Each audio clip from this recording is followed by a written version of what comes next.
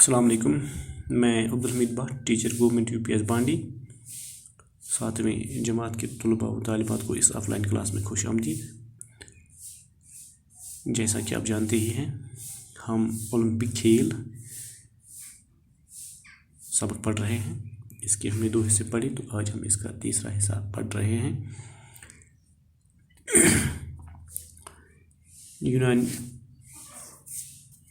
یونانی اولمپک کھیل جو ہیں، یعنی وہ کھیل جو یونان سے شروع ہوئے، اولمپیا وادی سے شروع ہوئے، تو ان کو ہم یونانی اولمپک کھیل بھی کہتے ہیں. تو یہ سلسلہ جو ہے جاری رہا 394 عیسوی تک. تو آج ہم نے یہاں سے ہی شروع کرنا ہے.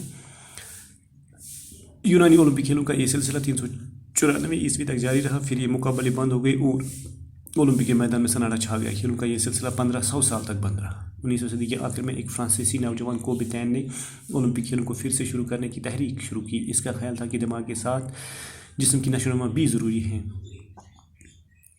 وہ خود اولمپیا گیا اور وہاں اس کو خیال آیا کہ کیوں نہ کھیلوں کے مقابلے بین الاقوامی سطح پہ شروع کیے جائیں. اس نے 1894 عیسوی میں دنیا بھر کے کھیل کود کے نمائندوں کو دعوت دی. یہ جلسہ بہت کامیاب ہوا اور سب نے تائید کی کہ اولمپک کھیلوں کو پھر سے شروع کیا جائے. چنانچہ سب سے پہلے یونان کے شہر ایتھنز کا انتخاب ہوا اور 6 اپریل 1894 عیسوی کو پھر سے اولمپک کے کھیل شروع ہو گئے. اولمپک کھیلوں کی تاریخ میں کوبیتین کا نام ہمیشہ زندہ رہے گا. 1894 عیسوی میں 96 عیسوی میں جب اولمپک کھیل دوبارہ شروع ہو گئے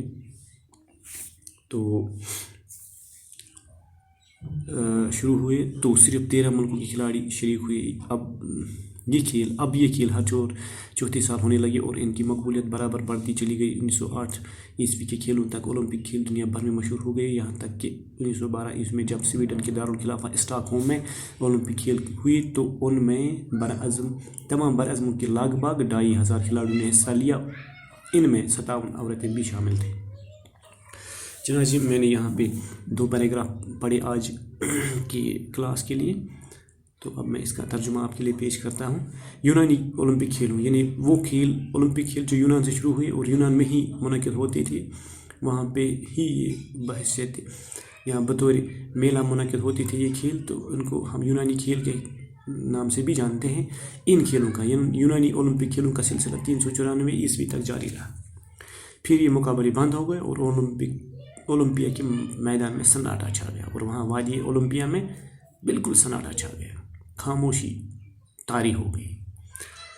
تو یہ کھیلوں کا سلسلہ جو ہے 1500 سال تک بند رہا. یعنی 1500 سال تک بالکل بھی یہ کھیل نہیں ہوئے.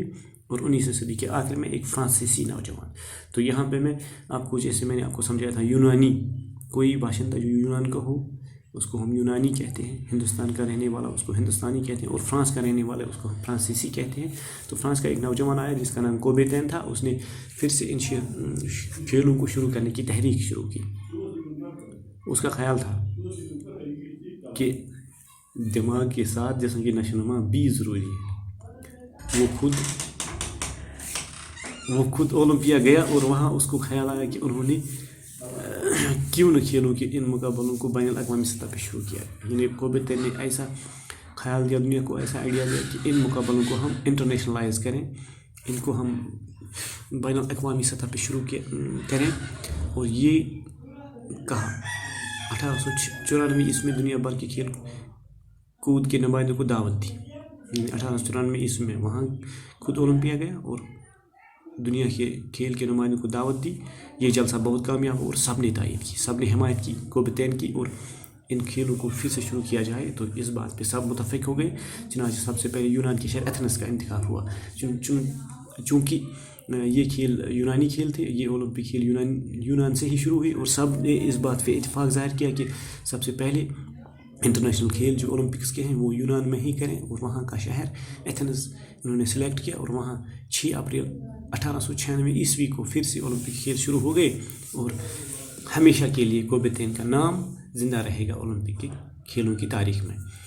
1896 عیسوی میں جب اولمپک کھیل دوبارہ شروع ہوئے تو صرف 13 ملکوں کے کھلاڑی شریک ہوئے. یعنی بہت کم ملکوں سے کھلاڑی آئے، انہوں نے شرکت کی. اب یہ کھیل ہر چوتھے سال ہونے لگے. تو لیکن ایک خاص بات، ہر 4 سال بعد یہ کھیل پابندی کے ساتھ ہونے لگے اور ان کی مقبولیت برابر بڑھتی چلی گئی. 1908 ईस्वी के खेलों तक ओलंपिक खेल दुनिया भर में मशहूर हो गए, यहाँ तक कि, और एक ख़ास बात, जब 1912 ईस्वी के ओलंपिक खेल शुरू हुए स्वीडन के राजधानी स्टॉकहोम में, इसको उर्दू में स्टॉकहोम भी हम लिखते हैं, तो वहाँ पे शुरू हुए, तो इनमें तमाम बर अज़म के लगभग 2500 खिलाड़ियों ने हिस्सा लिया। तो बर अज़म खुशकी का वो बड़ा हिस्सा जिसमें बहुत से मुल्क हो, जैसे दुनिया में 7 बर अज़म हैं, एशिया, अफ्रीका, यूरोप, अमेरिका, यानी इसको हम शुमाली अमेरिका, जनूबी अमेरिका, ऑस्ट्रेलिया, अंटार्कटिका, यानी 7 जो हैं, इन 7 में 6 बर अज़म जो है अंटार्कटिका को छोड़ के वहाँ पे बहुत से मुल्क हैं। तो उनकी खिलाड़ी यानी तमाम बर अज़मों की लगभग 2500 खिलाड़ियों ने हिस्सा लिया। इसमें एक ख़ास बात ये रही, इनमें 57 अमरतें भी शामिल थी। तो इस तरह से ये आज का हिस्सा मुकम्मल होता है। एक दफ़ा मैं आपको फिर से यहाँ पे कुछ अल्फाज के माने समझाता हूँ। तायीद करना, हिमायत करना, मकबूलियत, शहरत, दारुल खिलाफा, राजधानी, हुकूमत का सदर मुकाम, बर अज़म खुशकी का वो बड़ा हिस्सा जिसमें बहुत से मुल्क हों। तो इंशाअल्लाह कल एक और ऑफलाइन क्लास या वीडियो क्लास के हवाले से बात होगी, ओलंपिक खेलों के हवाले से, और हम आगे बढ़ेंगे। तो आज तक के लिए इतना ही। खुदा हाफ़िज़।